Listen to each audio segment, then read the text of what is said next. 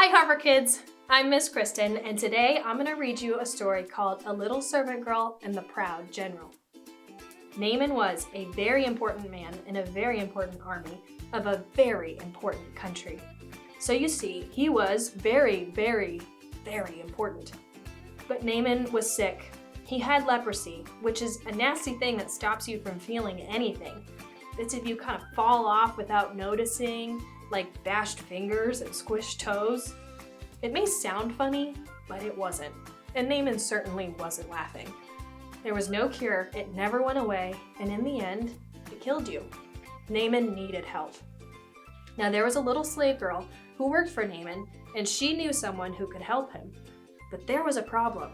Naaman was her enemy. Not long before, Naaman had led an army raid on her home in Israel. He had killed her whole family, carried her off to Syria, and made her into his slave. Every night she cried herself to sleep. She had lost everything. Why would she, of all people, want to help Naaman? Didn't she hate him and want to hurt him back? Didn't she want to make him pay for the wrong he'd done? But that's what you'd expect. But instead of hating him, she loved him. Instead of hurting him back, she forgave him. I want Naaman to get well, she said to her mistress. There's a man in Israel called Elisha who can heal him. I'll go, said Naaman, loading up his wagons and putting on his flashing armor.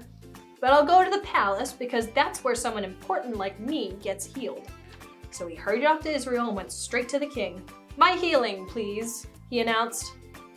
I can do lots of things, the king replied, but only God can heal. Just then, a message from Elisha arrived. Send Naaman here, it read. So Naaman hurried off to Elisha's house, but Elisha didn't even come out and greet him. He just sent a servant instead. Doesn't Elisha realize who I am, Naaman thought? But what the servant said next made him even crosser. Wash in there, he said. Just wash? Naaman laughed. In that slimy, stinky river? He looked around to see if this was some kind of joke. It wasn't. Any person can wash in a river, he thought. I'm Naaman. I'm important. I should do something important so God will heal me. And he rode off in a rage. Of course, you and I both know that's not how God does things. All Naaman needed was nothing. It was the one thing Naaman didn't have. God knew that Naaman was even sicker on the inside than he was on the outside. Naaman was proud. He thought he didn't need God. His heart didn't work properly. It couldn't feel anything. You see, Naaman had leprosy of his heart. God was not only going to heal Naaman's skin, he was going to heal his pride. Naaman finally agreed to wash in the river, and instantly his skin became smooth like a baby. Naaman wanted to pay Elisha. God healed you. You can't pay, Elisha said. It's free. And so it was that a very sick man was healed.